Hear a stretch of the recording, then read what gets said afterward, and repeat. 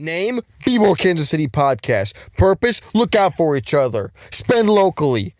It's awesome. It's for the people. Hee, hee, hee. That's me. I actually sang that. Hee, Be More Kansas City Podcast. All right, welcome everybody to Be More Kansas City 17, I believe. Man, it goes quick. I'm here with Shandalyn Foster. She is a part of. She's got quite a few things going. Moon Foods. Yep. Which we're going to talk about, and a little something else that we're going to talk about a little later that I think you're going to love and be surprised about. To be honest, so Shandalyn, first and foremost, welcome. Thank you for coming. Thank you. Absolutely. You, Alex. Where because I know Moon Foods just kind of fell off the map on Facebook. So how can people find you? How can they help you as they're listening to the podcast? I have a GoFund Me set up for Moon Foods, and I also have an email, Moon Foods with an S 777LLC@gmail.com. Mm-hmm. Those are the two ways right now. Yeah. Okay, excellent. So Moon Foods, great segue. What is Moon Foods? Moon Foods is I make dehydrated meals. And use dehydrated foods that are really healthy. They are meals that are shelf life sustainable for 15 to 25 years. The Mylar packages that we're using are fireproof and waterproof, so you can drop it out of a plane, put it in the ocean. It's still going to be edible. This is something that could be life-changing. I know that there is dehydrated food packages already out there, but one package of this with 2 packages of water will feed 8 adults. Oh my God. Yeah. Okay, so and how much does it cost to make one package? For me to make one is about $12. Okay.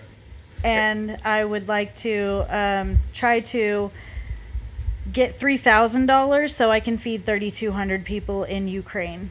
Borscht and stuff like that. They're traditional foods. Got you. Mm-hmm. Excellent. And so is this just something for Ukraine, or is this something long-term? This is something long-term, worldwide. I am in production with a company, and after my development costs are paid for, this product will be going on the shelves. Oh my gosh. Okay, so I don't know if you knew this, but I found out about you at Casey Tennant's. Yes, my brother. Your brother, yes. And so, your mother was talking about how my daughter is doing this thing called Moon Foods. I found it on Facebook. And so how I originally understood it was that it was for the homeless of Kansas City. But what is it?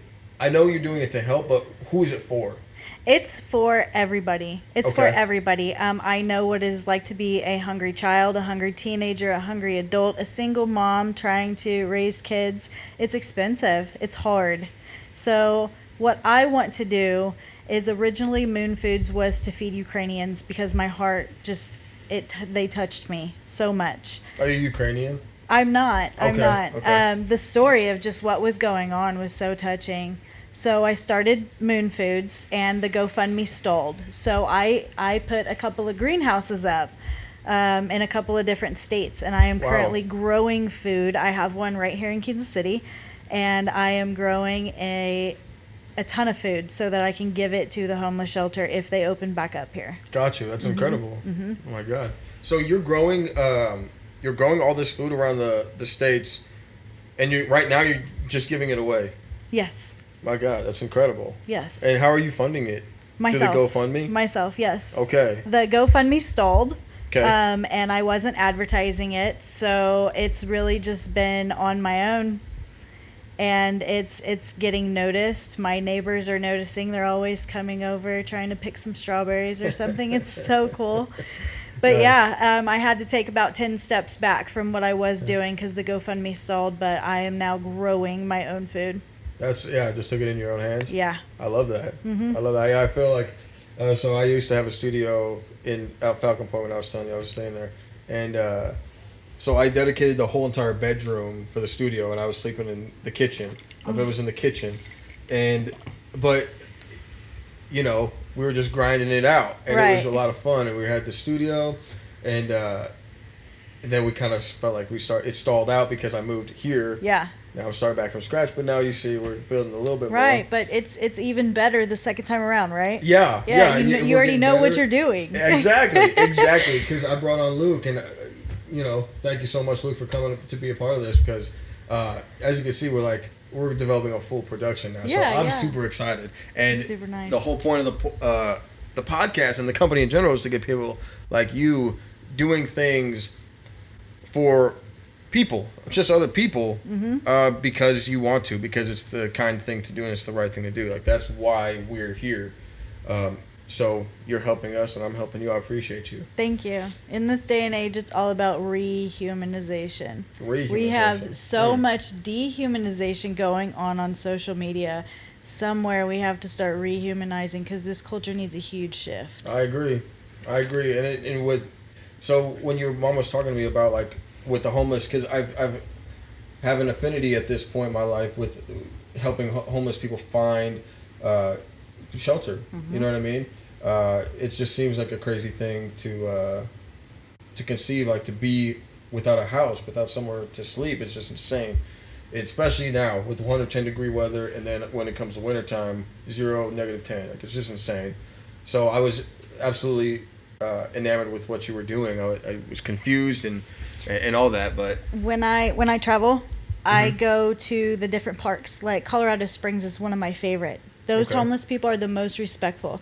I've been homeless before, and some of the people you don't realize, they choose to be that way. They choose that life, and they're happy with it. I just want to make it a little easier for the people who make that choice, or if they don't make that choice and have to go through that situation. Being hungry changes your whole attitude, your whole mindset, and everything. Can you kind of dive a little bit into detail about what you experienced and what you felt in a day-to-day? Yeah. So when I was 16, I unfortunately was forced into a marriage. That marriage turned into being sold to people, friends, for money, drugs, groceries, anything that was good for the family, That man was arrested, put in prison. I took my 2 children out of that and moved away. I was only 17. After 9th grade, I wasn't allowed to go to school. I got my GED when I was in 9th grade. Wow.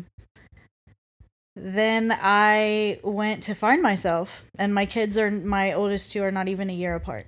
Okay. So I took off and I came back to Kansas City to see my family, which ended up being very toxic for me. But I went to college 4 times. I still don't know what I want to do. I'm probably never going to grow up.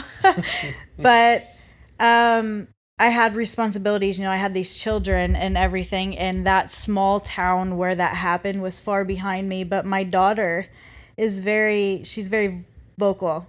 And she wanted to know where she was from. So I decided we'll give it a year. And we went back there. I have another daughter. Her father is in prison for 18 years for human trafficking another girl, running drugs and all of this. It's the lifestyle that I grew up in was what I was attracted to as an adult. And everybody wants you to keep these things under the rug. All the details of what happened to me and what I went through aren't necessarily important. Those are left for my book. And I just know that I know what it's like to be hungry. And that's what it all comes down to. I've been homeless. I've had surgery on my face because it was broke quite a few times. I have been a mother to so many children that weren't my own.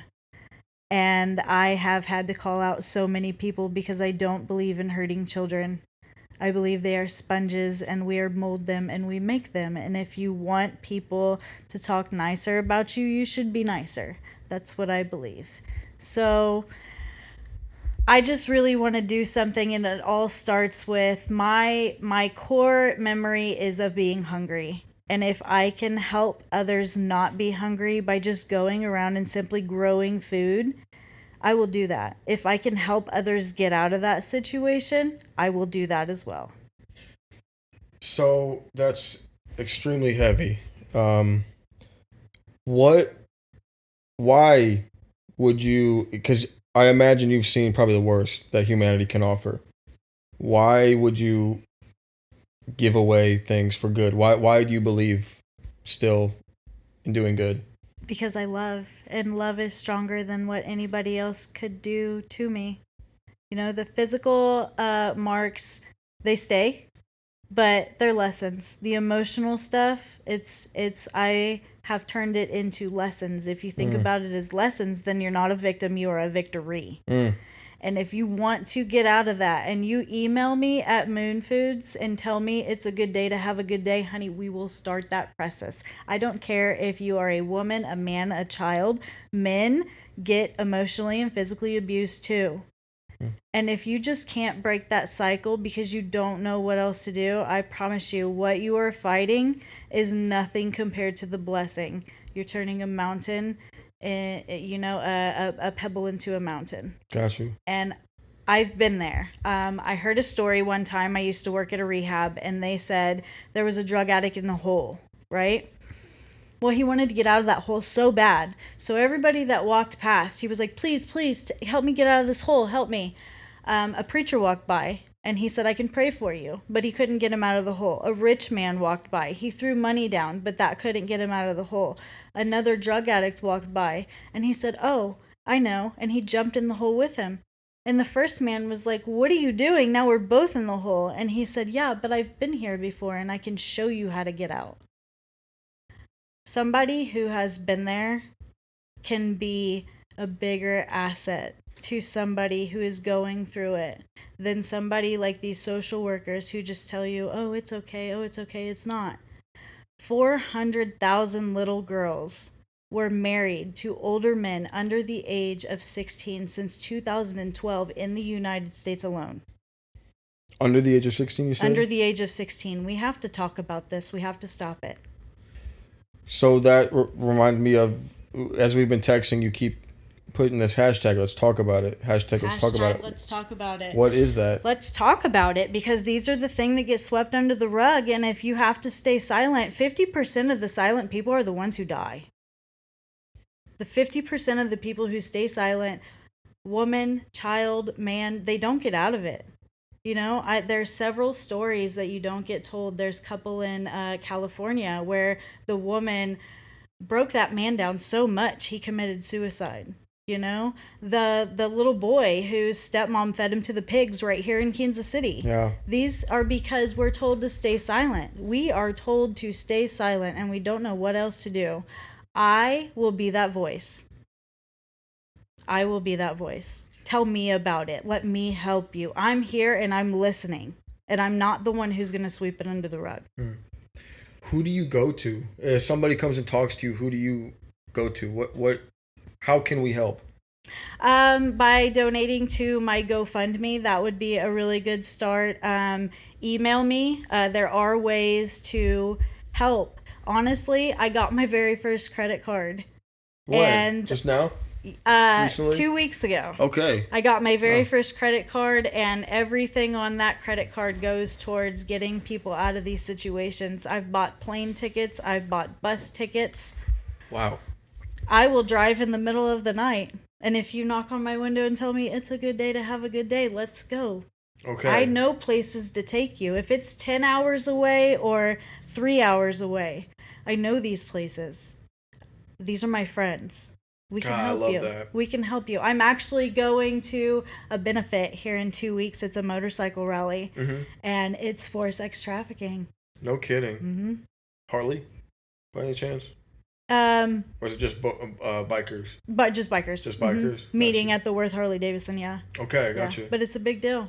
Big deal. So that's incredible. I mean, you're very connected. It sounds like in this kind of space. And you're about it. I respect you so much, Shandalyn. Thank you. So somebody has to reach out to you. Is it a thing like that's like the code word? That's like the phrase? It's a good day to have a good day, and then like I really like using that because I know exactly what it means. The females, a couple of them with children that I have helped so far were actually because I met them in a gas station or a grocery store, and I was just like, hey, you know, I need to help this person. So I'm very intuitive when it comes to that. Really, I'm ready for all the hate mail. So come on, bring the good mail too. Let me help you. Yeah, because honestly, like one good piece of good like outweighs 1,000 bad, right? Yeah. Yeah. Yeah.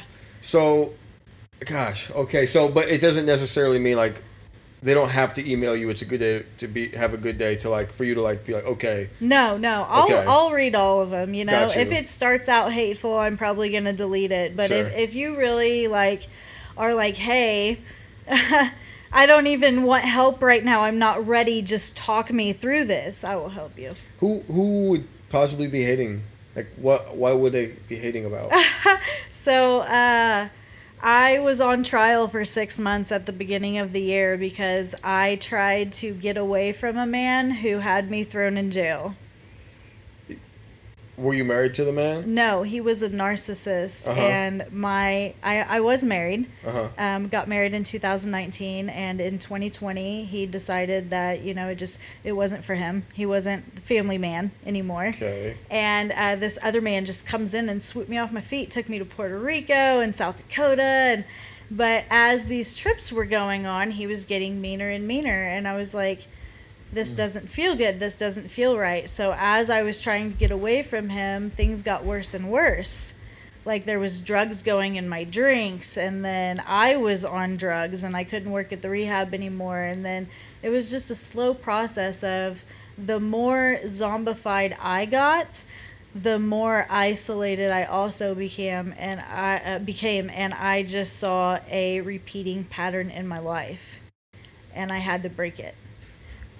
So you say zombified.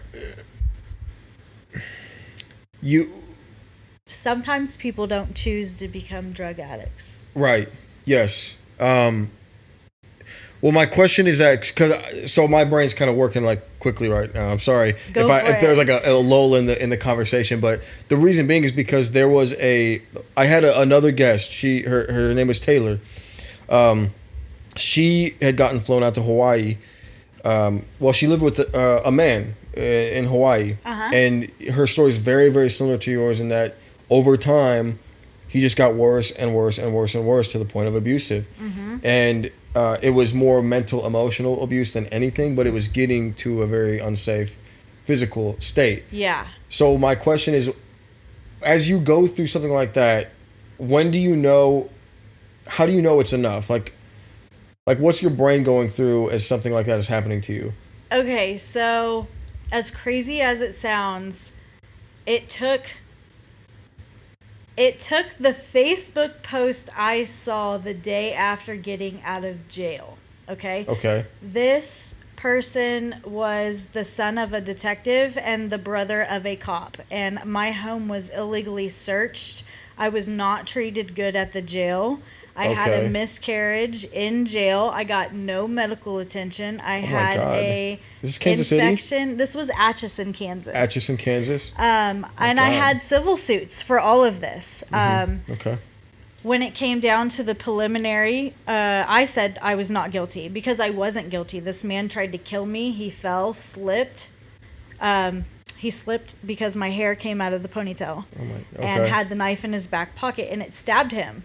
It was 2.87 centimeters across and 3/4 of an inch deep. Okay. He said I stabbed him.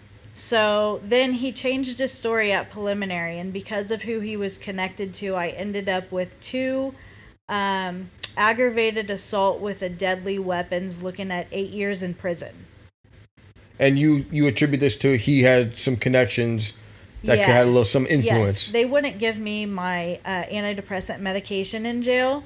They wouldn't give me medical attention. They wouldn't help me at all. I sat in my bloody pants for 3 days in front of all the other girls. Yes, because of who he was connected to. That man has broken into my house. He has kidnapped me 3 times. He has slashed my tires. And he is still the hero in all of it. He says that he had my charges dismissed, that he had dirt on the DA, and he had my charges dismissed, and he had the judge tell me to never come back and nobody would have to deal with me again. He took care of it. He actually dropped the charges while I was in jail, and the state picked him up. Why would he drop the charges if he was in such a good position, do you think? Because he wanted me back. Okay. He also God, came what an to the insane man. he got a PFA against me the next day, and 5 days later came to the jail to bond me out, but he couldn't bond me out because there was a PFA. So my 19-year-old daughter, raised $3,500 in 8 days to get me out of jail. Wow. What's a PFA? It's a restraining order. He had a restraining order against me. And he lifted. He didn't lift it. He didn't lift it. He just thought he could break his own restraint. What an insane. He lifted it a week before my birthday in May. He waited all the way until May when the prosecuting attorney decided they were going to dismiss the charges because he wasn't credible. Okay. I got immunity. I got all the charges dismissed. I wanted not guilty. And they also said that if I dropped all of the civil charges, the civil cases against the police department, the jail, and the sheriff, that they wouldn't try me in the future. Okay. Jesus. Mm-hmm. I bet you could tell me stories for literally days, huh? I could. Well, you're incredibly strong. You're just like not affected at all by what you just told me, like at all. No. What is that because of what you've been through in the past? Like, how do you? I think. Do you still have emotions? Yeah, I do. Okay. I do actually. I do. I know that I'm here for a reason. I am here for a reason, and that reason has got to be because everything else that I've done hasn't worked out. It's got to be stop being silent. Okay. I still have so much love and so much fight in me, but I know where I'm at. I'm peaceful. I don't have to fight for me, so why not use that for good and fight for other people? Amen. I love that. And if we need a culture shift, doesn't matter how old you are, how tall you are. None of that stuff matters. If you have a voice and we need a culture shift, let's talk about it. Let's talk about it. # let's talk about it. What do we need? Do we need a culture shift? We do need a culture shift. How?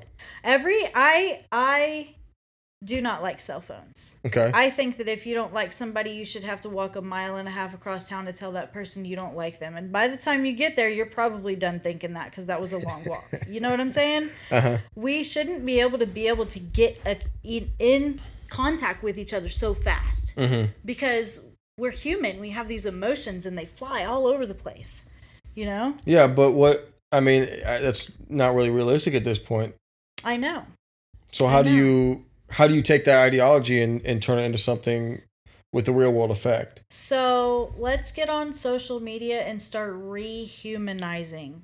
Let's tell people the good things they're doing instead of the bad. You know? Mm-hmm. Let's come together. Let's be a voice. You know, we have all of these different hashtags, these lives matter and this and that and the women's one. Me too. Me too. The Me Too movement. I think all of these things are great, and I think they use social media to an advantage. Mm-hmm. Okay. So let's learn how to do this. Let's learn how to rehumanize and separate our conscious from our unconscious, because your unconscious is what's telling you all these bad beliefs about yourself. And your conscious is the only one telling you that you're okay. And it is so hard to change your mindset and change the culture when all of these things back here are what's loud. But what if you could make that stop? Yeah. You know? Uh-huh. And then what if we start telling you all the good things about yourself? From babies, you know, we need love. We need love. And that's all I have to give right now. I don't have a car. You know, I'm growing all this food and doing all these things, but that is not making me any money. Mm-hmm. I am loved. And so I am taken care of. And I think the gateway and the opportunities that we're all missing are behind the doors of gratefulness. And when you're grateful and you love and you are kind, more doors will open for you. I agree. It's kind of natural too, right? Like, of course, somebody wants to reach out with and connect with and help somebody who's kind and grateful versus somebody who's an asshole. Like, nobody wants to be around that asshole. So, But why are they an asshole? Let's get down to that. Why? Did you have a bad day? Or do you think you're not good enough because you didn't get hugged enough? Okay, let's start hugging you. It's really not that hard. It's super simple, just huh? Get When you down put it like to that. the source of why you feel like that. Yeah. Why are you angry? Okay. Why are you telling yourself you can't do that? Remember that one time when you failed? Remember this time when you failed? That's your unconscious. Bye. At some point, we have to stop all those negative thoughts and say, look, my past mistakes and my past decisions do not define me. Those are lessons. Stop talking. Let 100%. Me do this, 100%. Yeah, I don't believe in... I mean, failure is obviously real, but I don't believe that the effect that people claim to have it... failure is proof you tried. Yeah, failure you have to is fail. Proof you tried. Right. You have to fail in order to do anything. Yes. How do you know? Because, the past 6-7 years, it's been all about finding myself. Who am I? And it's been a refreshing journey, but it's all predicated on just taking chances and taking risks, and not worrying about failing.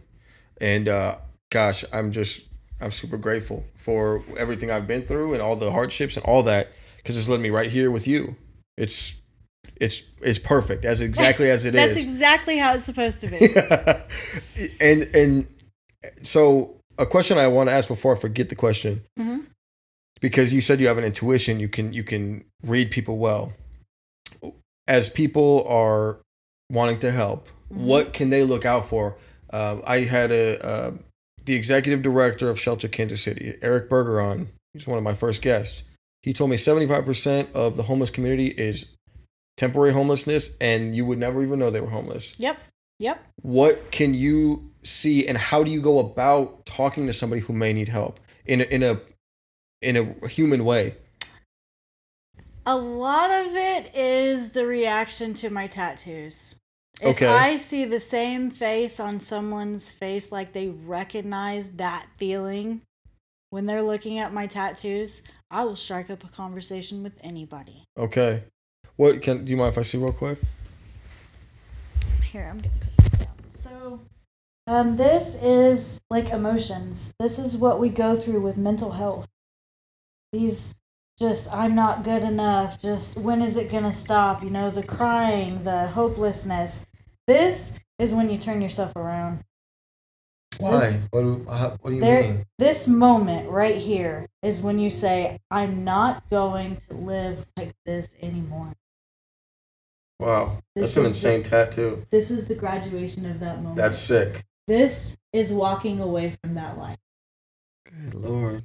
That's incredible. Mm-hmm. I see. It's a story. Wow. Yeah. Yeah.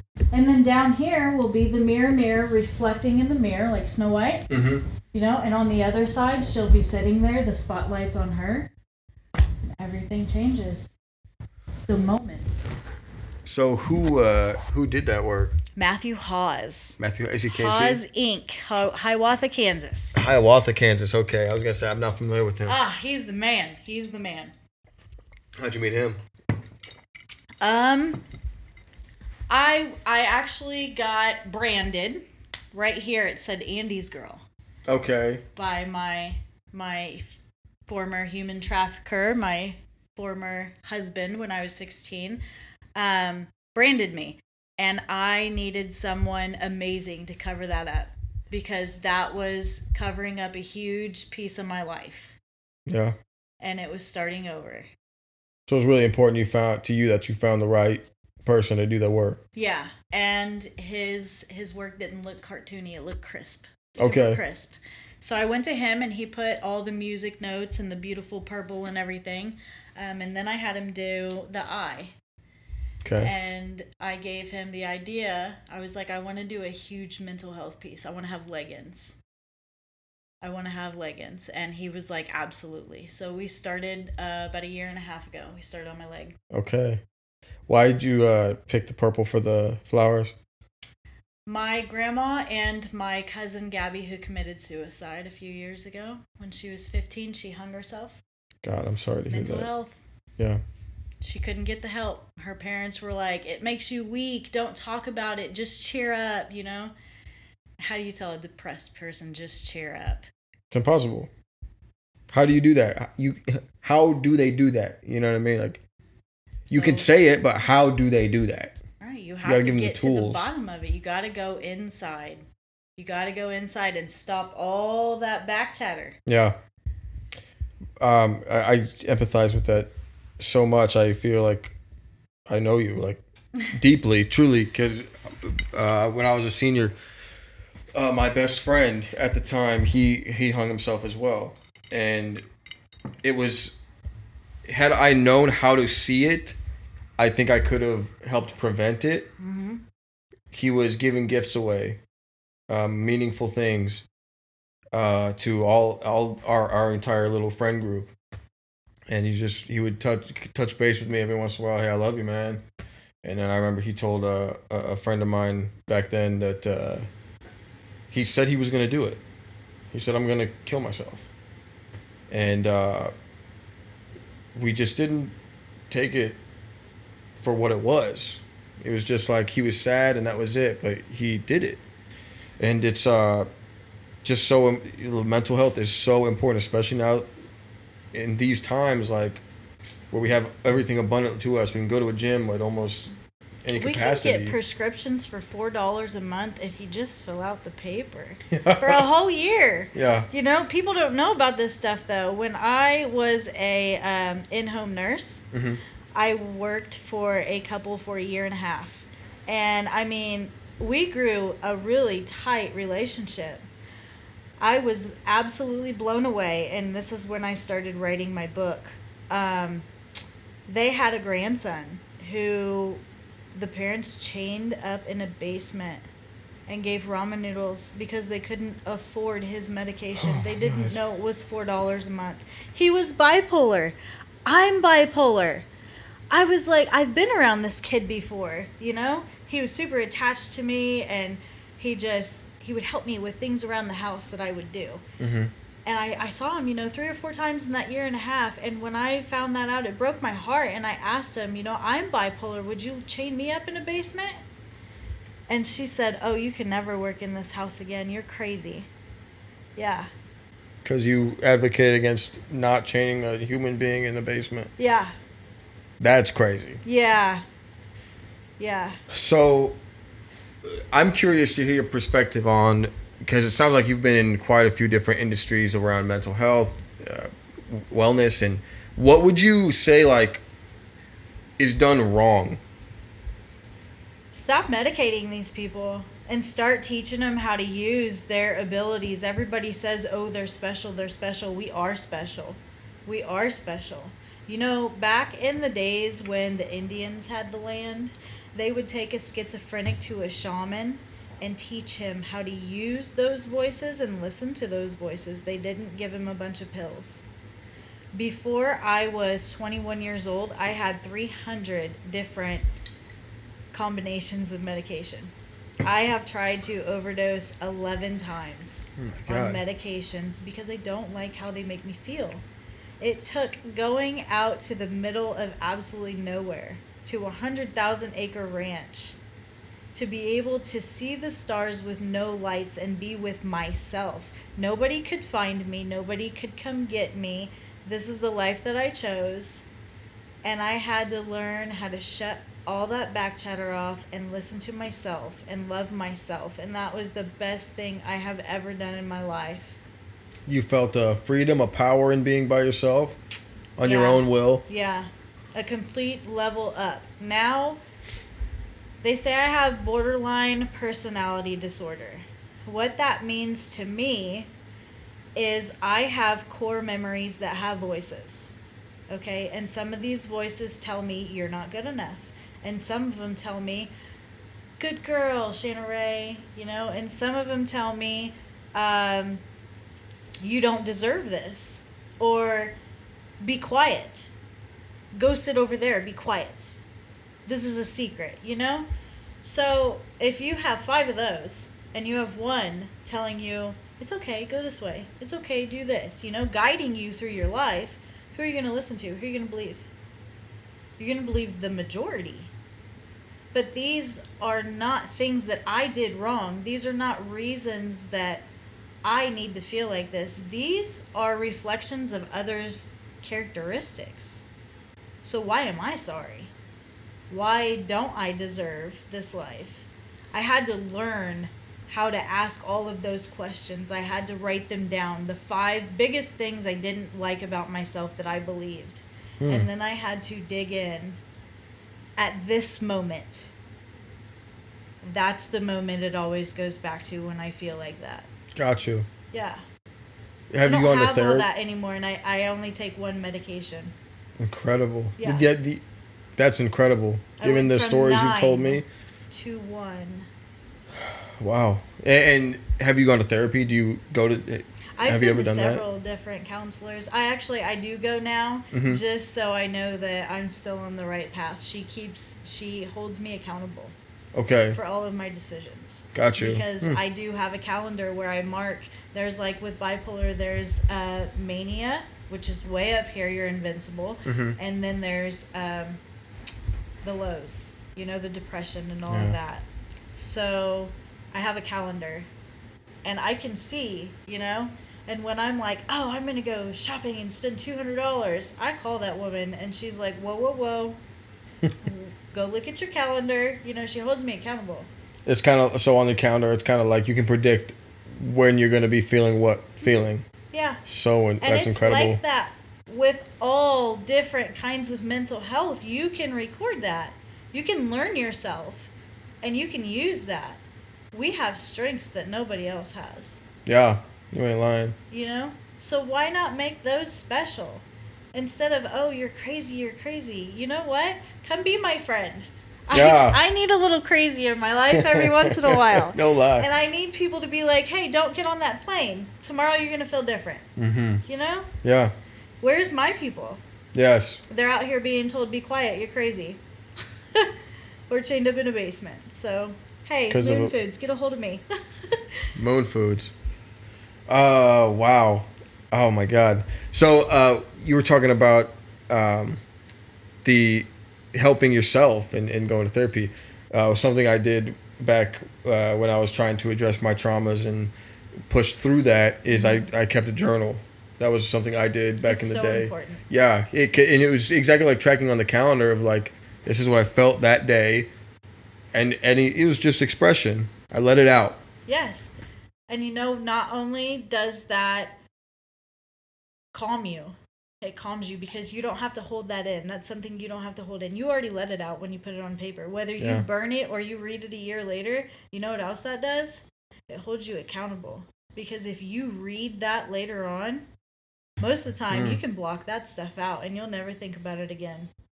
But if you go back and read it, you can see, oh yeah, and this happened then, and this happened then. It makes you think about yourself. You reflect about yourself so much. Yeah. Yeah, it's absolutely... Journals are absolutely the first step. Okay. You suggested the first step is the journals. Interesting. The first step is saying, I have a problem. Yeah. I don't want to live like this anymore. Absolutely. And then you don't want to talk to anybody else, and I know how that feels. So talk to yourself. Keep a journal. It's so interesting. You and I are similar in a lot of ways. And this is going back to when you were talking about getting off the medications and stuff. Is I think I was 17, 18, something like that. And I was going through a really rough time and I was suicidal. And I told my mom, I did reach out. I said, Mom, I want to do this. And she's like, okay. And she tricked me and told me we were going somewhere, and she took me to Crittenton. Oh. And I was so mad. Right. Obviously, right? But, man, it was the best thing for me at the time to get away from everything that was just bombarding me in my house, everything I was reminded of, to get away. And then we talked every single day. They forced you to talk. If not for 1 second, you had to talk. And we talked, and it was great. But then they also required you to take medication. And that was the one part that I hated about it, is because I didn't feel like anything. Yeah. I wasn't even sad. I wasn't mad. That's what nothing. I mean by zombified. You can't feel anything. Nothing. How are you going to push through all of that if you can't feel it? Yeah. You need to feel it.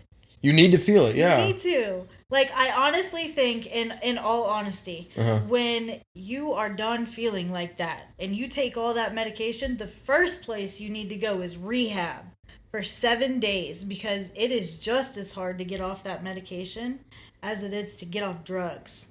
No kidding. You have withdrawals. Yeah. And even on like antidepressants and stuff, things that aren't like Xanax and stuff. Yes. Oh. Yes, I got a DWI on Xanax, and my boss gave it to me. Yeah, and it was completely legal. That's the crazy thing. Yep, because I didn't take it 45 minutes before I left work. And it hit me when I was on the highway getting off the ramp. God. And I was like, woo. Yeah, you were feeling it. And they were like, woo. Yeah. Oh, that's funny. It sucks, but it's funny. So I spent 18 months walking around. Shit. That sucks. That sucks. How did you get here? You said you don't have a car. How'd you get here? Oh, I have my mom's car. Okay, excellent. Yeah. Now, your brother, he's with... Casey Tenants. And what's his name again? Steven. Steven, okay. I don't think I met Steven that day. I was just curious about that. Okay, what else? What else do I want to touch on with you, Shandalyn? I haven't given you my GoFundMe. Yeah, we definitely need that. Where's the phone? There it is. Okay, the GoFundMe for Moon Foods is https ://GoFund me /6CD7917F. And I will send that to you, Alex. Please. And then we'll link that in Spotify, YouTube, everything. Thank you so much. Of course. We're so appreciative that you're just doing what you're doing. You're using your fucked up shit and using it for good. Oh. You're turning it around. That's the only way to turn it around. Yeah. And perseverance, right? Yes. I know that there's going to be someone out there who's like, oh, my situation is so similar. And I promise you, once you get all that stuff off your chest, you have so much room for so much good stuff to happen. Excellent. Y'all, that about does it, Shandalyn. I'm sure I'm going to have you on again in the future if you'd be open to it as Moon Foods grows. Thank you for coming. Y'all, check out Moon Foods. Keep up to date with Moon Foods. We're going to put the link underneath somewhere around here anyway, the GoFundMe, to go support Moon Foods. And of course, if you're in a tough situation, Shandalyn is more than willing to and more than happy to help you find the resources you need to get out of the situation you're currently in. Even if you just need to talk about it. If you're not ready, I understand. It took me 35 years to do something. Just get a hold of me. We can talk about it. And what was the email again? Moon Foods with an S 777llc@gmail.com. Okay, Moon Foods with an S 777llc@gmail.com. Reach out. Y'all, if you liked this content and you want more, like, subscribe, share, anything to support the company, and check out BeMoreVentures.org to see what we're up to. I think I smell collaboration in the future. Yes. Hell yeah. And support if you want. It's not obligation, obviously, but if you like us, we like you. Let's work together. Okay. Bye-bye. Thank you.